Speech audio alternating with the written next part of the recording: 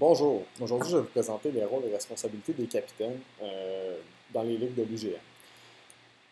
Je vais scinder la vidéo en deux sections distinctes. Donc une première section d'abord qui va entourer tous les rôles et responsabilités à l'extérieur du temps de jeu, donc avant et après les parties et en tout temps.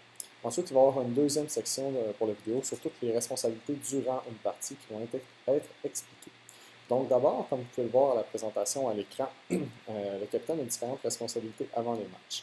La première responsabilité, c'est de monter son équipe, monter son alignement, puis s'assurer que tout le monde est payé.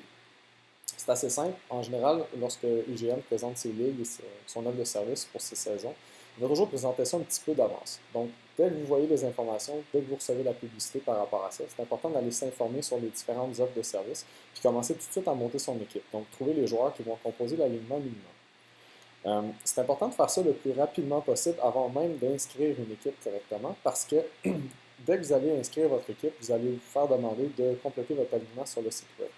Dès que vous allez compléter votre alignement, invitez vos joueurs à prendre part à votre équipe. Les joueurs vont recevoir des courriels automatisés qui vont leur demander de faire le paiement.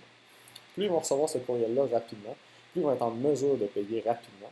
Donc, ça va leur permettre souvent de bénéficier du rabais en payant plus rapidement parce qu'on offre souvent un rabais aux joueurs qui vont se conformer aux différentes exigences rapidement. Ensuite de ça, lorsque l'alignement complet a payé, donc tout est beau, vous allez simplement recevoir un courriel ensuite qui va vous confirmer que vous allez avoir une place dans la ligue. C'est important quand vous allez monter votre équipe de tout de suite discuter avec vos coéquipiers, de savoir quel sera votre choix numéro 1 et votre choix numéro 2.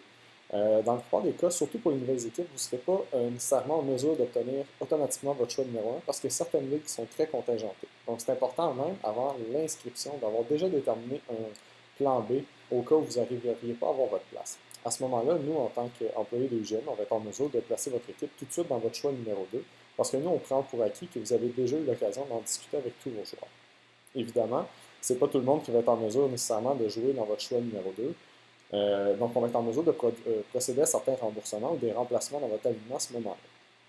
Par contre, c'est important de vous assurer qu'au minimum, la majorité de votre équipe est disponible pour le plan B. Ensuite de ça, c'est également votre rôle de vous assurer que tous vos joueurs paient pour la date limite, donc de faire des suivis. Parce que nous, à la fin de la période d'inscription, si votre équipe, votre alignement n'est pas complet, qu'on n'a pas reçu tous les paiements, ça pourrait fort bien que vous perdiez votre place ou que vous perdiez votre chance de vous inscrire à votre choix numéro 1 ou voire même à votre choix numéro 2. Également, comme rôle du capitaine, vous avez également le fait de transmettre de l'information aux joueurs. Donc, il peut y avoir une panoplie de messages que l'UGM pourrait vous envoyer, que ce soit par rapport à des cas spirit ou des plaintes spirit qu'il y aurait eu contre votre équipe ou contre vos opposants que vous avez eu durant la saison. Que ce soit pour vous annoncer l'arrivée prochaine d'ateliers de perfectionnement, de tournois qui arrivera bientôt, d'inscriptions pour une nouvelle période dans l'année, donc par exemple le printemps, l'été, l'automne et l'hiver. Donc, c'est important de toujours transmettre les messages le plus rapidement possible à toutes les personnes concernées par cette information qu'on va vous transmettre. Également, en titre de capitaine, vous avez la gestion des présences et les remplacements à gérer durant la saison. Grosso modo, que ce soit de la façon que vous le voulez, que ce soit par une page Facebook, que ce soit par courriel ou que ce soit par la feature qui est disponible sur notre site web qui fait la gestion des présences, donc quant à savoir qui va être présent à chaque partie. C'est votre rôle de capitaine de vous assurer que vous allez toujours présenter un minimum de joueurs pour être capable de jouer la partie. En règle générale, ça vous prend un minimum une ligne complète. Par contre, il est fortement recommandé d'avoir un minimum de 2 lignes complètes pour jouer une partie, parce que vous allez voir, sinon vous allez manquer assez rapidement de jambes sur le terrain et vous risquez de perdre à plat de couture s'il vous manque d'énergie, parce que les autres équipes en général se présentent toujours avec 2 lignes. Donc, pour ce faire, au niveau des remplaçants, vous pouvez toujours aller demander à des gens de la communauté que vous connaissez ou bien des gens sur la page Facebook bien connue, Fans de Ultimate, qui est vraiment l'endroit par excellence pour aller chercher des subs présentement dans la communauté de Montréal. Donc, l'important, c'est toujours d'aller trouver des joueurs qui sont déjà inscrits à la saison en cours, simplement pour s'assurer que ces joueurs-là sont couverts par les assurances. Il vous est donc possible d'inviter des joueurs des néophytes pour leur faire tester le sport, c'est toléré. Par contre, soyez bien au courant que ces joueurs-là ne sont pas couverts par les assurances parce qu'ils n'ont pas de frais d'assurance de payer. Donc, c'est important de garder ça en tête, puis donc de ne pas inviter des remplaçants durant toute une saison parce qu'on augmente considérablement le risque. Si un joueur, par exemple, que vous invitez est un néophyte et qui prend vous, vous pouvez ensuite, au courant de la saison, le rajouter dans votre alignement, le faire payer ses frais pour jouer pour le restant de la saison, puis le problème va être réglé. Dans le cas d'une blessure, vous pouvez également utiliser l'option de remplacer le joueur. C'est expliqué dans les procédures de notre site web, mais un joueur en tout temps qui se serait par exemple blessé ou qui ne voudrait tout simplement plus jouer parce qu'il s'en va en vacances ou il déménage par exemple, peut se remplacer lui-même et inviter un autre joueur à prendre son paiement et à prendre sa place. Et ensuite, les deux joueurs sont en mesure de se rembourser mutuellement. C'est une autre solution. Donc, ça, c'est au niveau de la gestion des remplaçants. Après les matchs, il y a également d'autres responsabilités. Le capitaine doit principalement aller remettre les scores, que ce soit le pointage pour son équipe, le pointage pour l'équipe adverse et le pointage spirit pour l'autre équipe. Donc, le pointage spirit, pour ceux qui ne le sauraient pas, c'est qu'on essaie de donner une note par rapport au plaisir de jouer contre l'autre équipe et tous les incidents qui pourraient se produire au niveau de l'esprit du jeu durant une partie. Ceci nous permet, entre autres, d'avoir une bonne évaluation des différentes équipes, donc du plaisir de jouer contre chacune des équipes dans nos ligues. Et ensuite de ça, nous, on a un comité spirit du côté de l'UGM qui s'occupe de faire des suivis avec toutes les plaintes liées à ça, pour s'assurer que tout le monde reste positif sur le terrain, que tout le monde a du plaisir à jouer contre toutes les équipes. Donc, on va faire des suivis. Souvent, c'est une question de méconnaissance de règlement ou de joueurs qui jouent de façon un petit peu trop téméraire. Puis, en général, avec 2-3 interventions par courriel ou par téléphone, on est capable de régler la majorité des cas. Sinon, en tout temps, comme capitaine, vous avez le rôle de vous assurer que tous les joueurs respectent les politiques de l'UGM. Les politiques de l'UGM, ça inclut entre autres de faire les paiements nécessaires, mais ça inclut principalement de respecter les règlements des différents centres sportifs ou les différents endroits qu'on joue.